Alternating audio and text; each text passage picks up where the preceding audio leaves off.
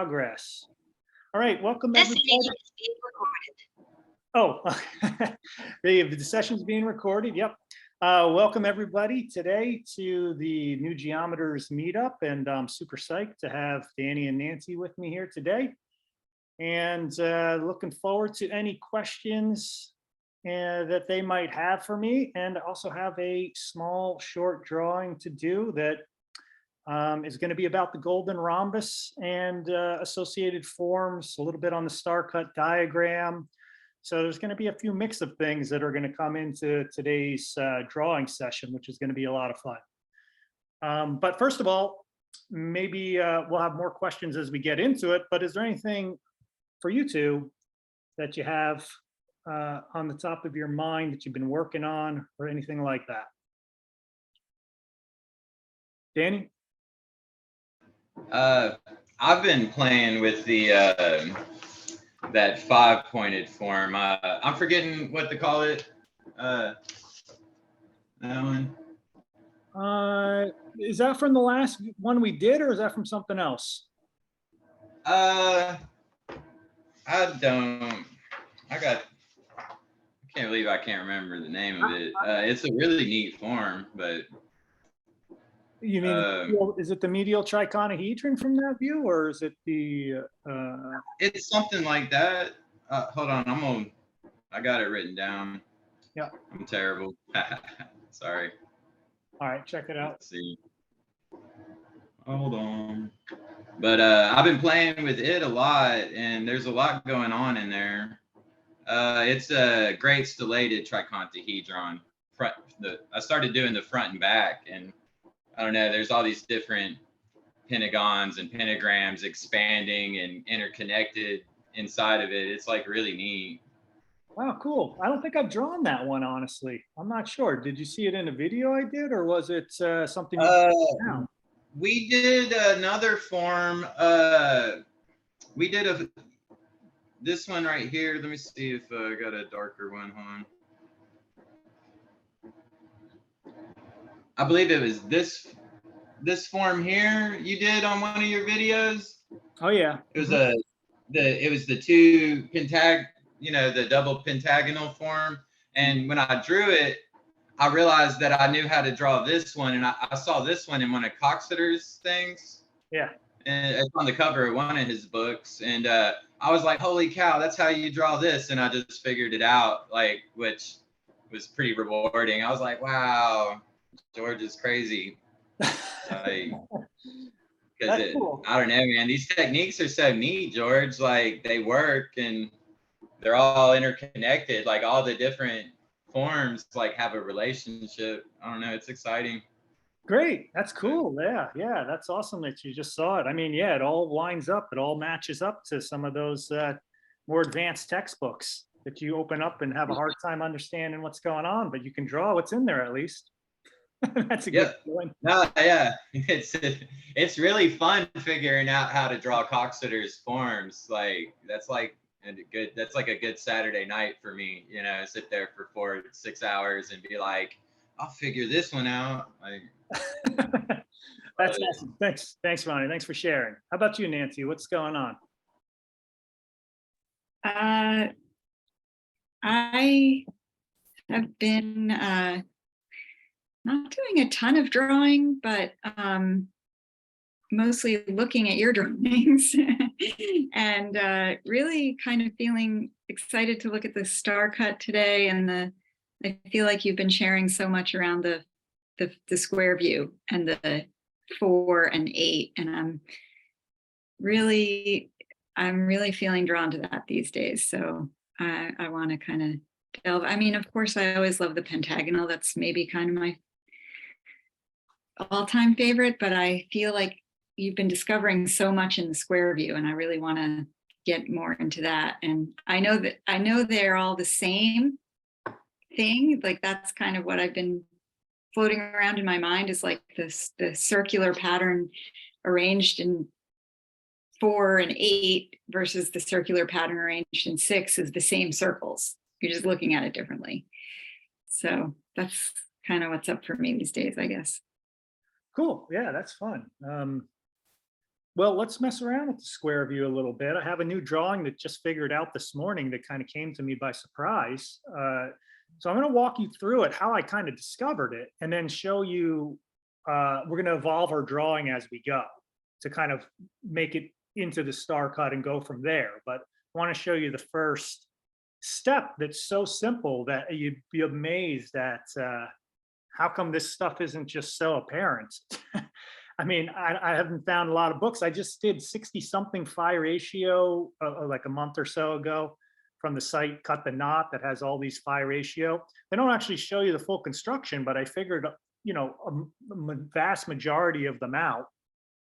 And I don't believe this one was on there because it didn't ring any bells. And it's so simple. So let's do it. And so get your drawing pad set up with the horizontal line across it. So for new folks who may be watching this or have never drawn much before, you're going to lay out your, oh, I don't want to show you the where we're going just yet, but that's the drawing. I'll save it for a sec. So we got a blank page. I'm going to make a layer ruler out crisscrossing across the page, and this is 11 by 14 with an 18-inch ruler. Just make a small little X mark in the middle, so you don't need to draw the full line, but going corner to corner helps you find center. So that will give you the center spot, and then parallel your ruler up to the edge and run a horizontal line across. Get your compass ready, and as I switch over, you can set your compass to, if you want 2 5/8 and you definitely got center, it will work. That will be close to 2.618. 2.5 will work. That's definitely if you're doing 11 by 14. If you're just on a smaller piece of paper, just do about 1.5 inches or something around that area. All right, let's share it. Okay.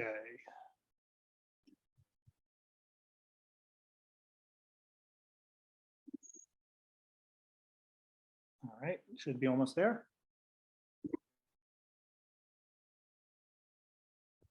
All right, great. So if you have your, it's going to be like, wow, this is really basic and simple. And I think the beauty of what we're going to do, because we'll probably add all the platonic solids into this too, is show a way that I didn't even know existed till since about, I don't know, 7:30 this morning. So we're going to start off, you know, of course, putting your pencil on that little X mark you did in the middle, and I'll centralize the circle in the middle as blue for us. And I'll give us our A, B, and C coordinates, A, B, and C. And I'm going to do a circle off of B and C. We're going to want to go into square view on this one because these are what these drawings are going to be. So let's just do the 2 side circles, and then I'll show you how to get the vertical line and do the square orientation. Now, my recent Flower of Life video that I did for my 100th YouTube video, I show how to draw all these platonic solids from hexagon view without doing any lines until you draw the forms. But you see, really, from this view, you have no way to get a vertical line. I mean, all you can do is continue to, well, I could draw a vertical line now, but if you don't draw a vertical line, it's very hard to break out of the symmetry to get square view going on, right? Because all you want to do is just keep putting that circle at those intersections.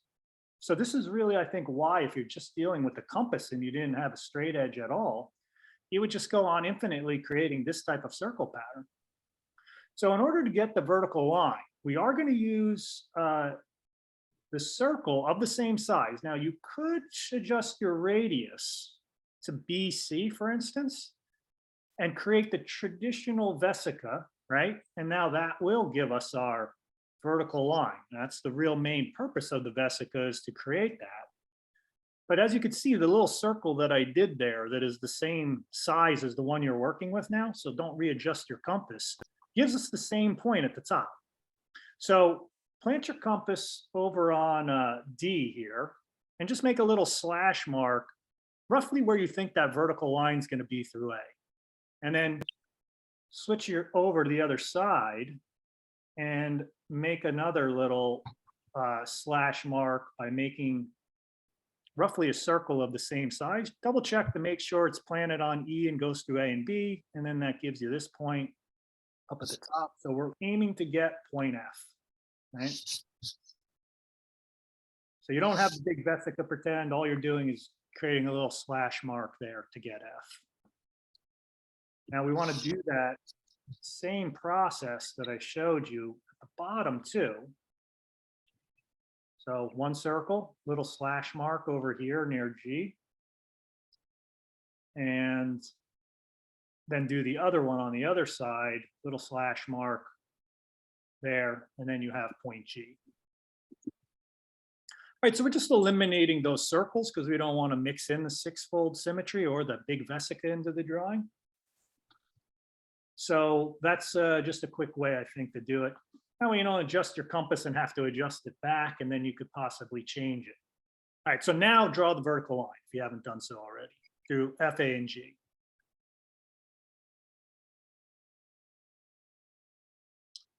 So that vesica is key, and you could do a vesica of any size really, but whatever the vesica is, it's going to give you that vertical line as long as it's anchored on B and C. You see, I can really do any size vesica. I can anchor it over here and here at the far end. Whoops, I don't know what happened there.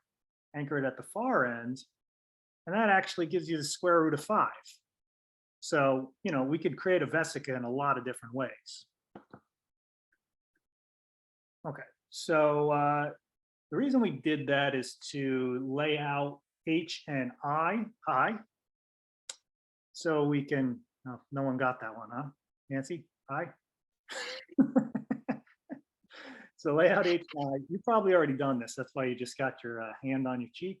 So let's put the next circle H to A and A to I. Now we all feel about AI, and lay out the circles like that, square view.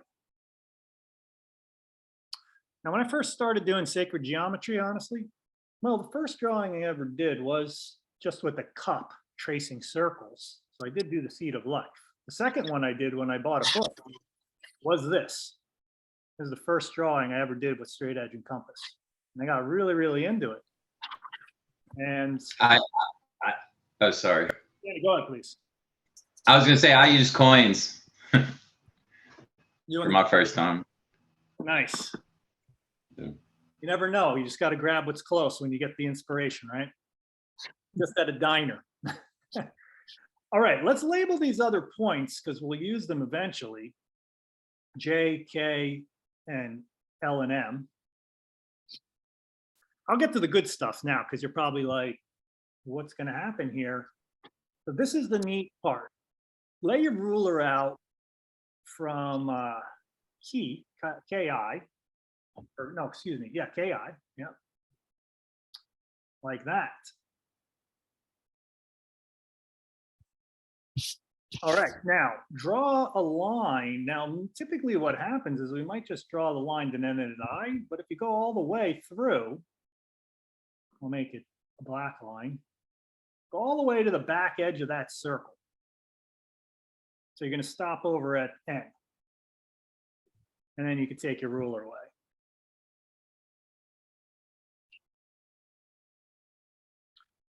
Now, what do you think might have happened there? Just take a quick look at your paper. Just see if you see anything of divine inspiration, divine proportion. You know, it's so amazing to me how simply these things are hidden directly in front of us because the blue line there now is going to be in phi proportion to the remainder of that red line. That was new to me. I mean, I didn't know that the division of the phi ratio would just be NO to K, and that divided the line into phi proportion, NO to K. Very, very simple, right? I mean, you really only need 3 circles to do it. But anyway, that was pretty neat. So the next thing we'll do is we're going to do the same thing draw out your ruler again from M to H. And you can stop that line again, right where we did last time, so like that.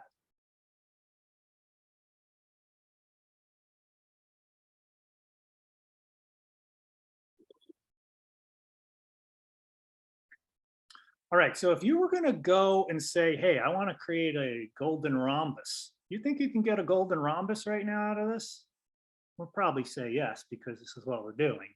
But just with those two lines right from the square view, we're gonna get a golden rhombus. It's not gonna be how we typically see it, because what's gonna happen, because it's not gonna be straight on to us, but it is gonna be a golden rhombus. And all we have to do that is find a few points.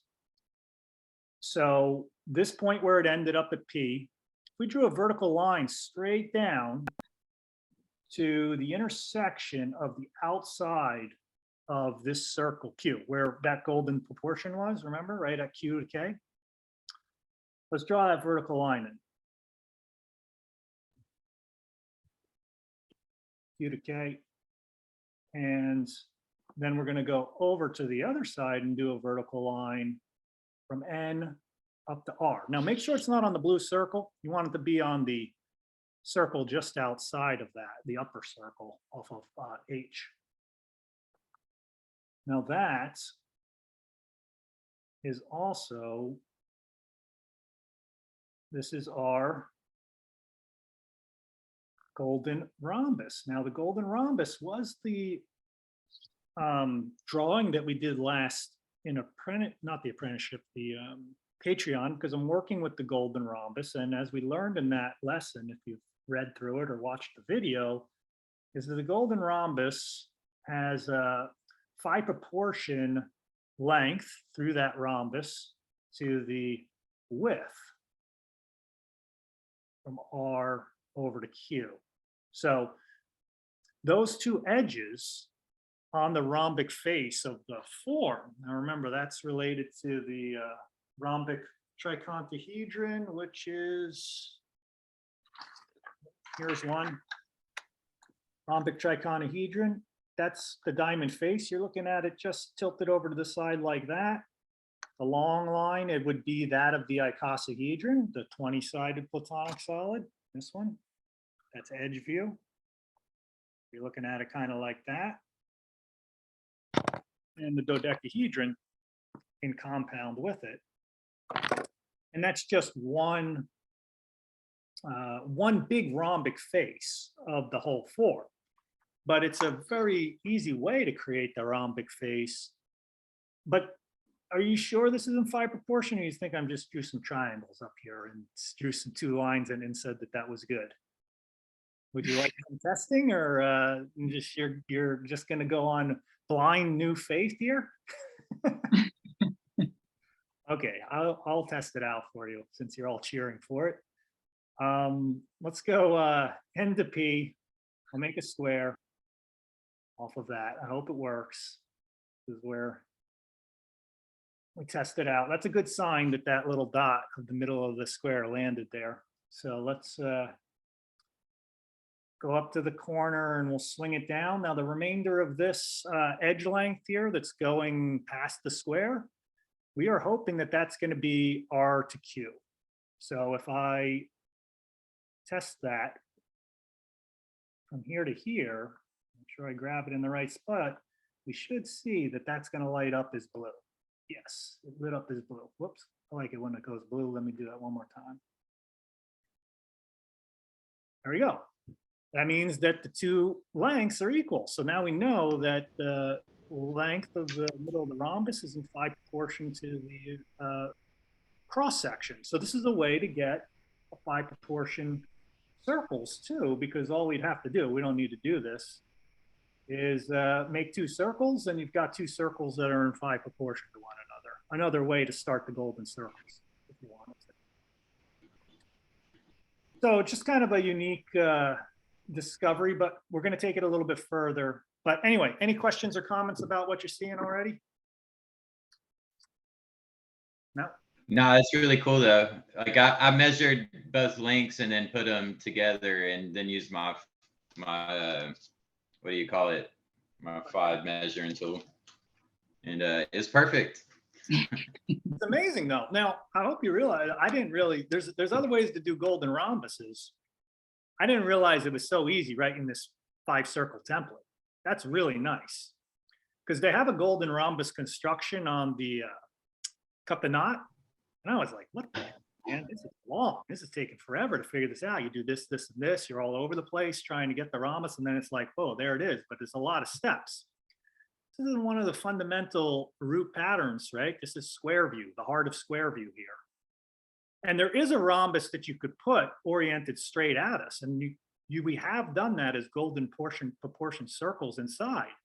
But I'm going to show you how to draw the same form in square view, this rhombic face, oriented towards us without putting one golden circle into this, all from what we just did. Because I think you're probably like, hey, well, if I can do it off of these 2 spots like this, what's going to happen if you do it the other ways, right? In all the other directions. Like that would be the next step, right? And that's how you take, like if I put this simple construction on cut the knot, you know, it got accepted there. And I didn't even have all these circles in here. I just give you the bare bones. There's so much more to the pattern that's not there. And then even if this was the construction there, you might be like, ah, that's cool. But wait a second, sacred geometry is all about creating, you know, a full pattern, what else it can create. So we want to go like symmetry here. We want to get all the symmetry. So the thing first thing you could do is, let's get these circles out of here. This one is just if we did this, you know, laying out the other section. But before we do this, hold on a sec. Don't do it just yet, because I want to just show you one thing. And then I want to do another step before we get there. This right here will create a golden rectangle. So if I go from here to here and there to there, that is the 2 golden rhombuses laid over top of each other like that. So if we did a golden rhombus the other way, right, you could see how that would be mirrored over one, flip-flopped. That would create a golden rectangle. So there's a golden rectangle that easily shows up in here. All right, so just so you know, you could get there with the 2 golden rhombuses over top of one another. All right, so what I want to do is I know you have that on your drawing, but I'm going to erase the big dark lines just because I don't really need them, or these lines for the next bit, but it's not going to interfere with your drawing. Before we go to the next step, I want to give you some edges to shoot for out here. We're going to make a big square around this. All right. So we're going to do that by putting our compass, make a circle from A to J, the top of our encasing all 4 circles.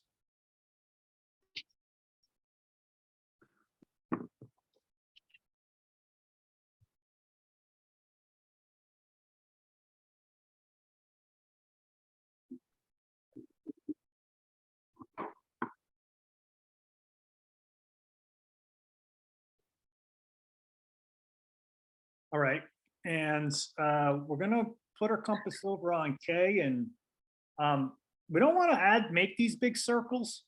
We want to do the same thing we did before. You've got to visualize in your mind, there's kind of a straight line going up off of K, right? If you want to make a little slash mark up around where S and T are going to be, you don't know where those are going to be yet, but just use your compass as a guide. Make a little slash mark roughly where you think where I marked S and T are.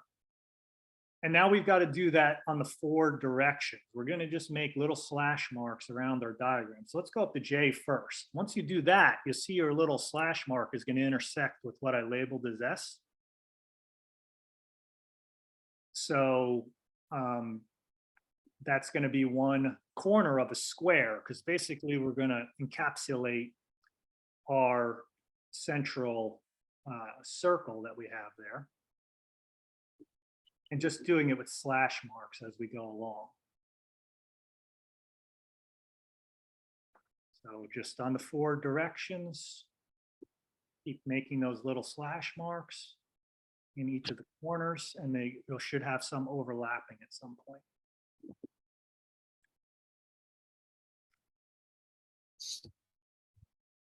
And that's my last point. All right. And we're not going to do anything with those slash marks just yet, because we could frame in the box, but I mean, heck, you might, let's make the box around it. Let's just do it. Now, this was a real surprise to me that this next step worked out this way, because I didn't know. Well, I should have known, I guess, but I mean, I didn't quite see it at first. But just by extending the lines that we already did, right? Because remember, we stopped those at the circles. We didn't go all the way because there was no place beyond the circle to go. Now that's going to go straight to those corners, or it should if your drawing's pretty precise. So once you have that, basically we're going to draw a diagram called the Starcut diagram. So I apologize for this, but you're going to have to go over the lines you did already to go for those corners. So just go from K to V now and M to S. So those are the original ones we had, just extended.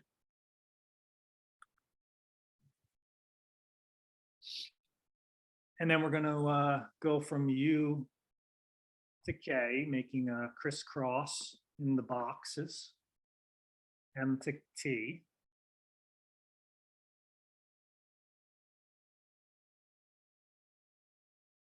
Then we're going to do the same thing off of J to V, J to T, and of course that's going through B and C.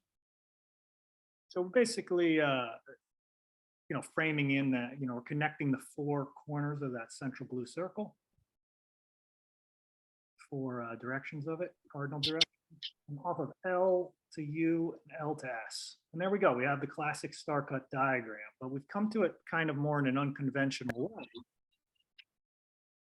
And I'm thankful I did, because putting those circles in allowed to see a whole nother possibilities of what's in this diagram.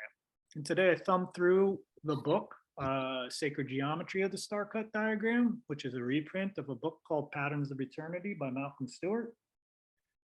And throughout the whole book, he doesn't add these little circles in there. So he really leaves the phi ratio. There's some sections in there on the phi ratio, but not directly related to the Starcut diagram of how simple it is to engage the Starcut and have it be full of phi. It's amazing how much more phi division is in here. And it's going to allow us to draw the platonic solids and rhombic tricontahedron that diamond face form from this view. Really easily, which would be awesome if he had in the book. So I'm going to write him and send him this.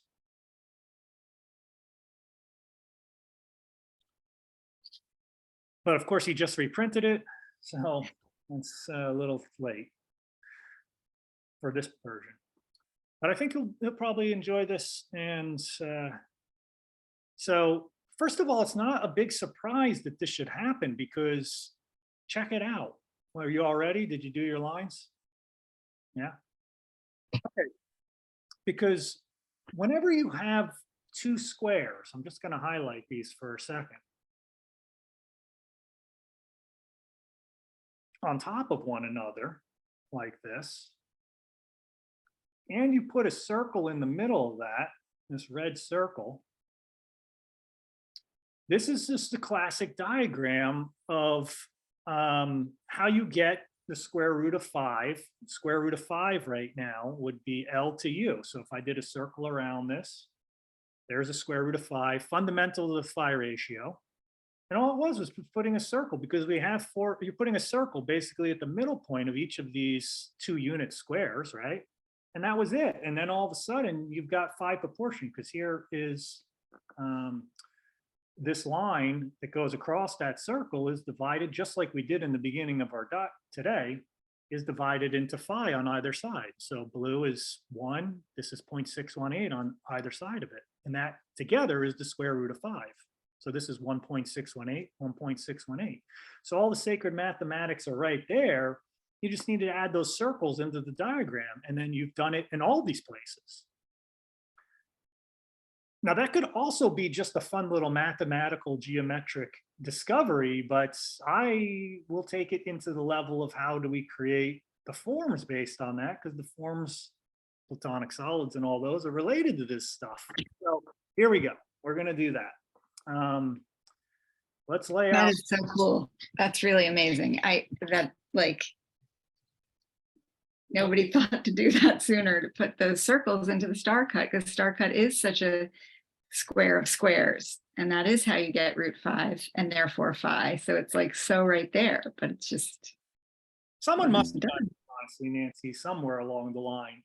I'm just surprised it's not in the book. I mean, it's not in the book, and he's got section. You have the book, thumb through it, check it out, and you'll see. I mean, he has a few things about the pentagon and working with the Starcut.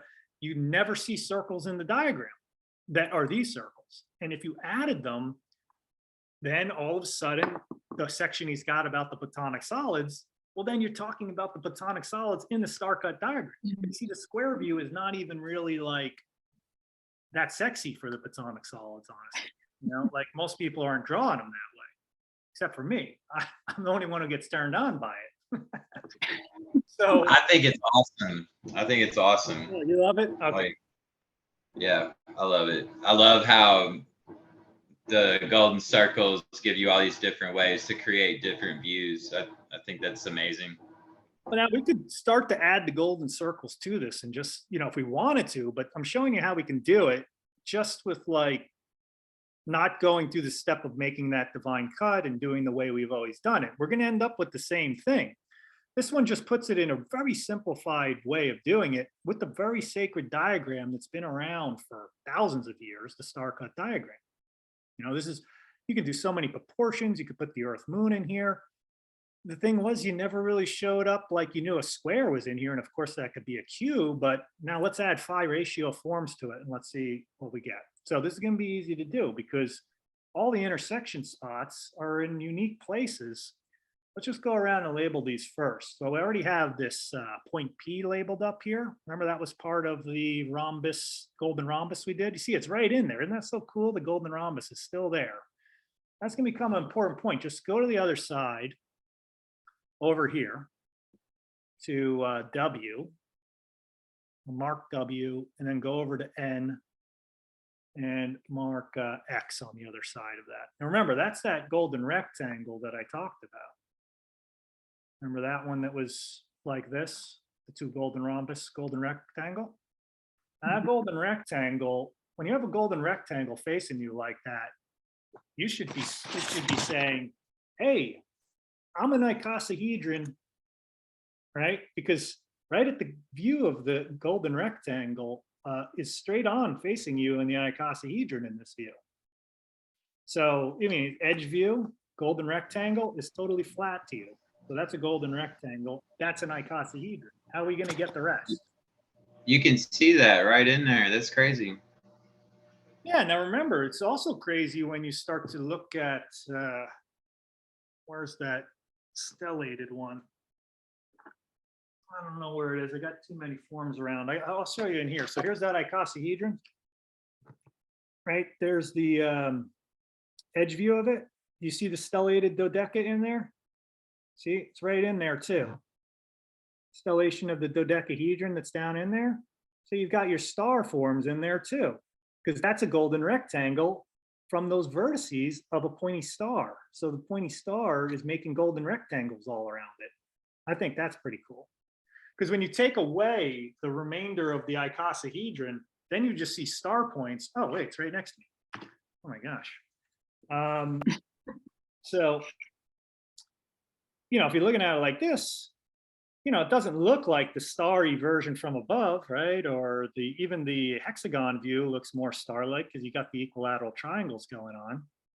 All of a sudden you turn it to this, but now you get the information of the golden rectangle. And in fact, you actually got it from vertex to vertex. So that's your true vertex to vertex spinning this guy around from this perspective is really, you can capture it from this edge view of the icosahedron.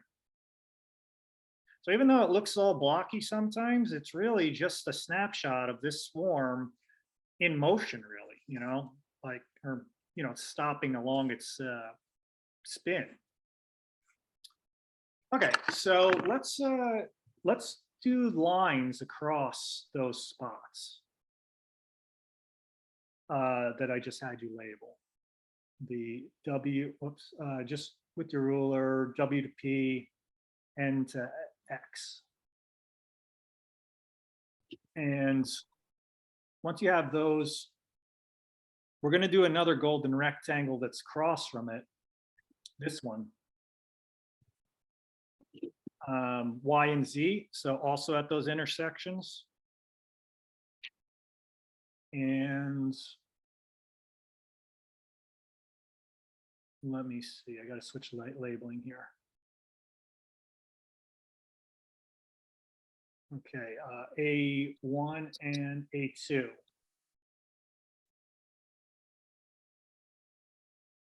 And we want to draw lines between those two. Now, those are two golden rectangles, and I made this form. I mean, I made a lot of these forms right away when I first learned about this about 2 years ago, just discovering it. Before I even drew any of this stuff in hexagon view, this was the one that I learned about, and I started making these forms. This is that golden hexagon. This is where the golden hexagon came from, because the golden hexagon is this double icosahedron. There's two icosahedrons. That little two equilateral triangles in the golden hexagon are two icosahedron crossings. So this is the compound of two icosahedron creating the golden hexagon. This is all Coxeter view right here. If you drew it from this view, that's the golden hexagon, and then the stellations of the icosahedron are all from this. So it's all linked up, but I didn't get there for a while, but I started off with this. Because I drew this, I was like, oh, this must work out this way. Although I didn't know it related to the Starcut as we're showing today. So now we want to make that icosahedron. So let's do we're going to make it in this one of them, this orientation. Do the upper and lower lines, WP and NX. And then we need to mark the midpoint. That's why those lines were important to go down, because we need the midpoint on the vertical lines that we did, A1 to A2. So we need A3 and A4 there, because we want to draw two lines. I'm going to change the color of the central circle to lighter gray. So draw the lines to the those midpoints like this.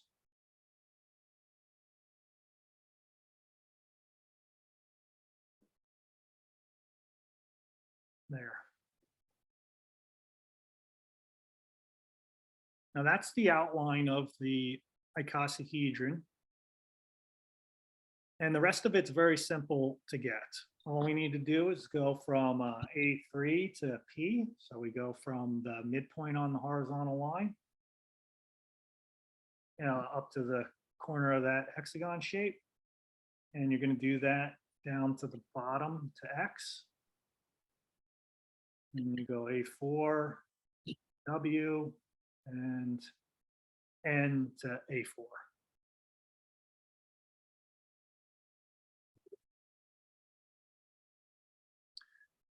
And the only other thing you would do then is just add in your central bar straight up like that. And now you're looking at the completed icosahedron. It doesn't have a back to it, meaning like, in some forms you can dot the lines because the back is the same as the front.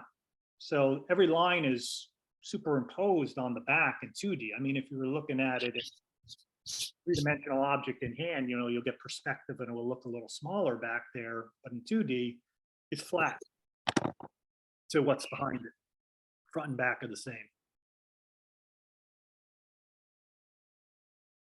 Now remember, if you just tilt your paper a little bit, I don't want to rotate my whole screen, but just make your axis WX for a moment, like that through that line. That would be it standing on its vertice. And I've been coming up with some cool ways to draw it that way. without having to orient your whole paper. That just gives it a better expression to not look so volume-esque, as Ron, my friend, as one of the apprentices, Ronnie, said the other day. Just looks like a big volume. Yeah. It's not the typical, oh, and as the other apprentice said, it kind of gives her an uncomfortable feeling. It's a comfortable truth. That was what it was. Comfortable truth with atomic solids, not to mention any names.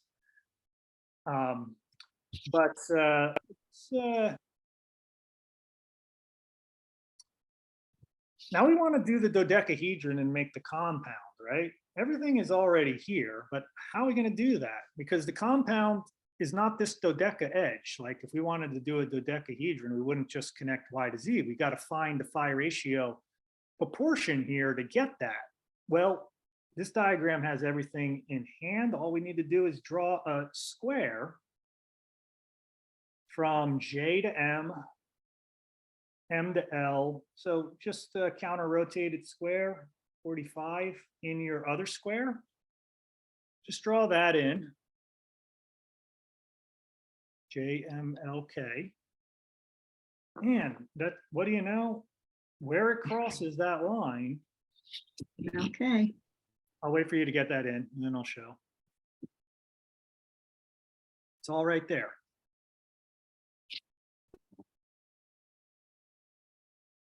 But honestly, it doesn't come like, it's not so easy to see this stuff right away. It's just that I've probably drawn this a gazillion times for 2 years or more now. Actually, probably almost 3, because this is the first major expansion that I had in understanding phi ratio. But now I can apply that to a diagram that doesn't even do the phi circles and see it, because you just know what that form is going to need. Like every time you draw this form, it's going to look like this every time. That's why it's sacred. That's why it's sacred geometry. Like it's not going to look like a different angle is going to ever show up here. This has always got to be in proportion. And if we put these two together, they always got to maintain phi proportion in the compound. They just won't compound otherwise. So A5 is crossing the J to M line right there. So on our Y to Z line, and then below it, we have A6. Now that's the dodecahedron edge. We're going to mark that, but let's do it on the other side first. So hop over to A1 and A2. That line, it's over here, A7 and A8. Let's put those in. And then 2 more points, and then we'll just connect some lines. B1 is at the top, and C1, those are on the upper icosahedron edge, because remember, these lines have to cross the icosahedron edge points in the midpoint. So that's why we're aiming for that point. And I'll do this, we'll color this one in red. So let's just mark our edge on either side. That was A5 to A6, A7 to A8. And then we're going to go up to B1. And we're doing the outline of the dodecahedron. A7 to B1, C1 to A6, A8 to C1.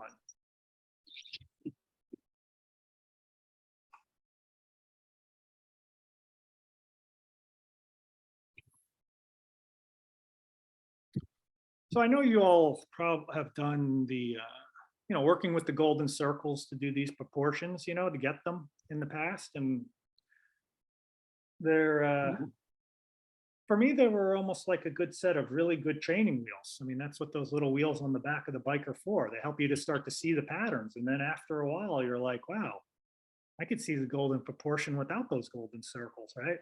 You start to train your eyes through layering so much over golden circles. And then one day your teacher takes off those training wheel, the golden circle wheels, and you're like, whoa, it's all over the place. So next up, we've got to do 2 sets of lines here. This is going to help us finish up our dodecahedron.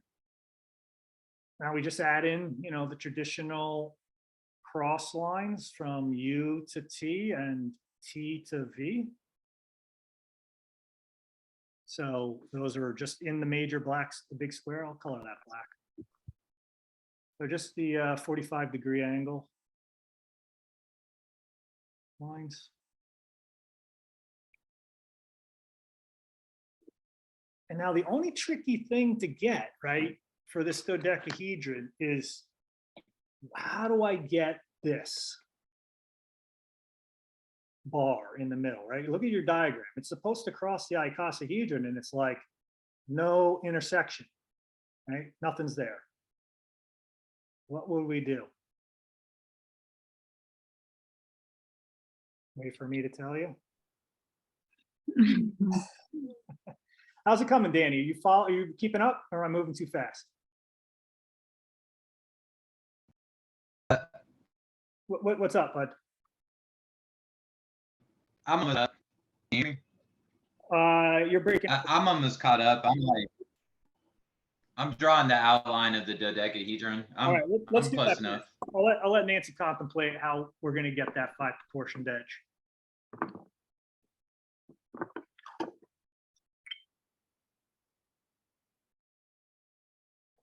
Because remember, we gotta do this. We gotta finish this form off. We gotta create pentagon faces. So you're lucky I'm not teaching tracking in the woods, because I'm just really bad when it comes to that. I let people work for hours on things, but I've given it away too easily a lot of times. We got to get this to land down here somewhere. How am I going to get it to end? Because I got to make this pentagon, and I got to make that bar that goes across there.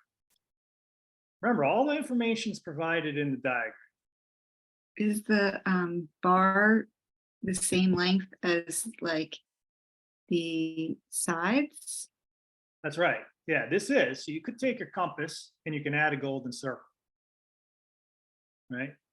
But let's say we didn't want to do any golden circles. I know that sounds like blasphemous, but let's say we didn't do the compass anymore. There is another way, and it just has to do with the intersection of the line. If I put this circle in, you'll see the connection. Just do a vertical line up in your mind's eye from this edge point. Where does it go? Ding, ding, right? See where it hits? Yep. So you could do just a short little line with your ruler, but if you extended that line all the way up, you would see that it goes all the way up and connects all the way up to here and all the way down to here, because that's just the dodecahedron rotated. Remember, we could rotate the dodeca too here, because the icosa rotated, remember? The dodeca could as well. So I built both these forms early on, the dodeca version of the compound and the icosa. So what I mean by that is, you could have it like this or like that in this drawing. So by extending that line all the way up, you're basically doing the same thing you did over here. I see. So if you extended these lines all the way through, you'll see you'll just make a square in the middle, right? And that square will actually become a dodecahedron of this next shape that's in the middle of this icosahedron. So remember, the square is in the dodecahedron in this view. So, we would do a smaller one there. I know this is a lot of information probably for the newer folks, but since we've all been at it for a little bit, remember, this is 1 cube. This square is 1 cube of the 5. So we only get one good square view of this. All right, but don't worry about all those lines. Let's just finish up our one drawing. So you can do it any way you want. You can do the compass, or you can just add these little lines. I'll mark the points here for you. D1, E1, F1, and G1. Right where the that horizontal, the 45-degree line crosses that icosahedron edge length that we did. You just make those little lines that go down, and that's going to line up with the red line that I did down there. So you can see the golden circles, even though we don't do them, you don't have to draw them. They will always be present in these forms afterwards. They're just going to be in there because the forms themselves are adhering to the golden proportion, and the circles are giving you the edge length. So we could turn this into the golden circle diagram just by building it out now with golden circles all the way around. It's just the way it works. So let's just add the last two lines because we need to connect that red line that I did in the middle up to that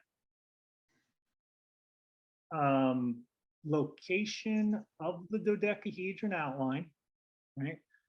That's aiming for the intersection of the red. Everything's going to be off of the crisscrossing 45-degree angled X through the middle. We want to connect all our lines to those sections where they hit the dodecahedron. Like that. And that's it. That's the compound of the two. In a very different way to go about getting it, in the Starcut diagram, no less, because all the lines of the Starcut diagram, except a few here, but there's nothing wrong with adding in just this big square because it's pretty much part of the Starcut. It's connected to the geometry of just the simple outline that's there. And then we have all this phi ratio, but you see the phi ratio didn't come into it till we started interacting with the circles with those lines, and that's how it works. It's the same thing with Metatron's cube. It's like we did all the lines and forgot about the circle interactions. And then we just missed all the phi forms. Well, this thing could go on and on and on forever, producing amazing things about sacred geometry and still miss phi forms and phi ratio in them. Just adding in, not even the golden circles, just the basic circles did it. And that's even more surprising to me. So now you could turn that into the rhombic triacontahedron, which of course is, this form. And all you have to do is then just connect the outer vertices. I'll do it quickly so it's on the video for you. You're just going to go around and connect the dots of the vertices. So there's your big diamond face in the middle because I said we would do that.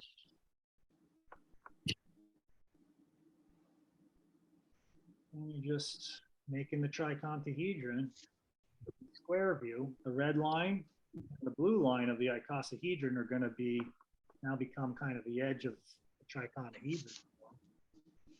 By the time I'm done with this, all those red and blue little crossings are all going to be inside one of these diamond faces.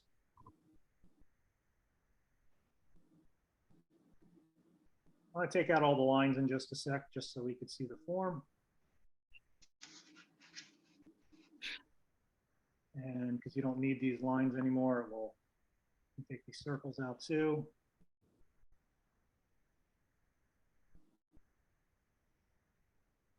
And there you go. There you would be left with the whole triacontahedron. Clean the whole thing up.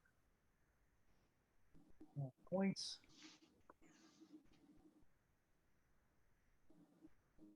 And then, of course, you didn't want the icosadodeca lines. You could erase all those.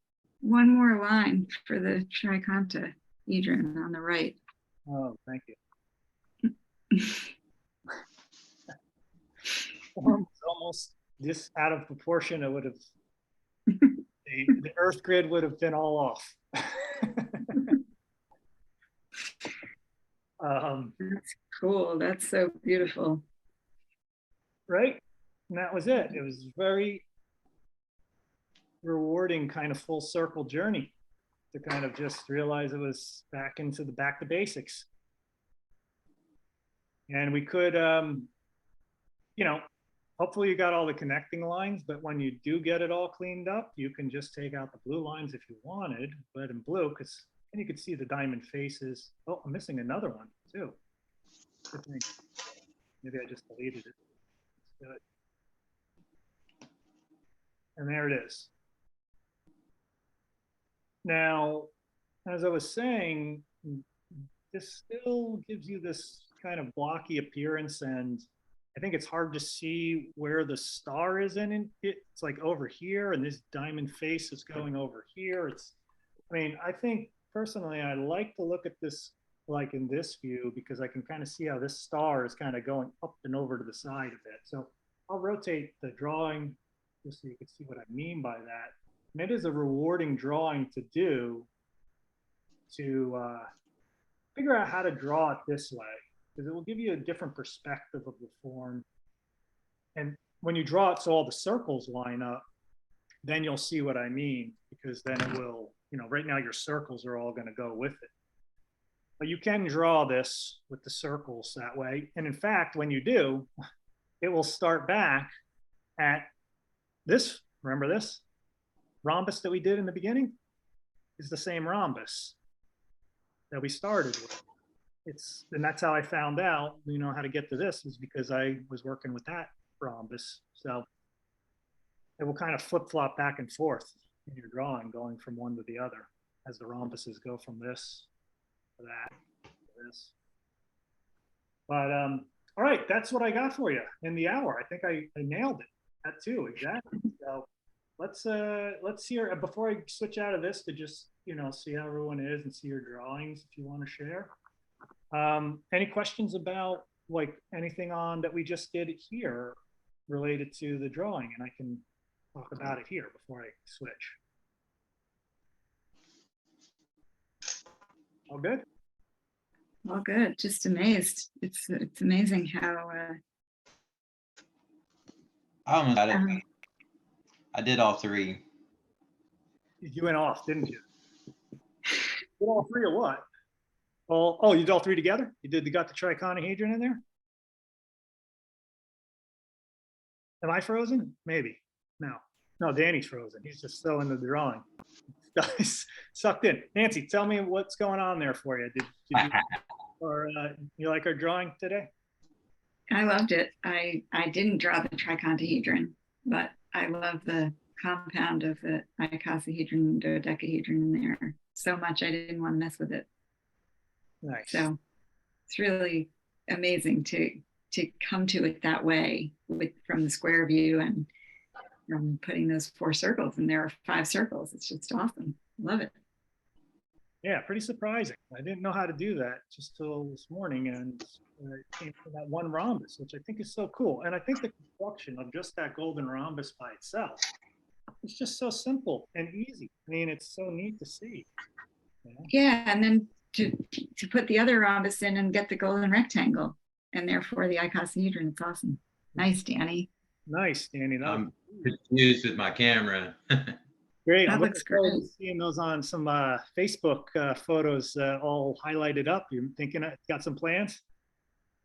Oh yeah, nah, that's like, you know, I have to like give up my will to do like somebody else's life for the majority of my life, and like that's how I like take back my time. I'll be on my phone like drawing like over these pictures.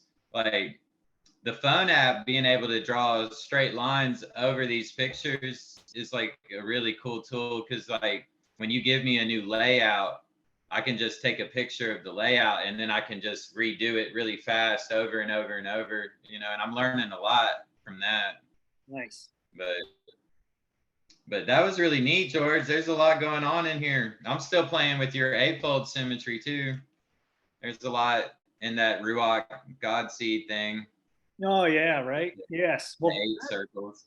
that led me to this, honestly. So I mean, they're just all kind of connected. I keep working around, and it's kind of brought me back to this, because when you start working with square view or any of these views, you're going to see how everything's connected through it. So it's not like that Reusch Godseed image is going to be not connected and related to these things. It's just it's all within there. So many different ways to the same thing, really. There's so many paths, as they always say, right? Well, you can really see the almost the connection of this when you work with it. It's the truth of it, you know. It's like these things do fit together, and they do expand and contract like together. Like, I don't know, it's fascinating. Like these things have their own truth, you know. Yeah. It's like beyond us, but it's somehow a part of us, you know. Yes, totally. Well, I'm glad that you both really enjoyed the video. I'm grateful that you both were here. That was a lot of fun. And I look forward to the next time and seeing some of your images or posts on new geometers or the Golden Study Circles group, and just want to thank all the other Patreon folks out there for joining me in Patreon. And I hope you appreciated this video, and I look forward to next month's session and seeing a lot more of you. So I wish you two a good day, and thank you for joining me, and see you next time. All right. We'll close Yep. that. Thanks a lot, y'all. All right. Thanks a lot, everybody. I'll see you. Bye-bye. Yeah, it was awesome. Bye, y'all.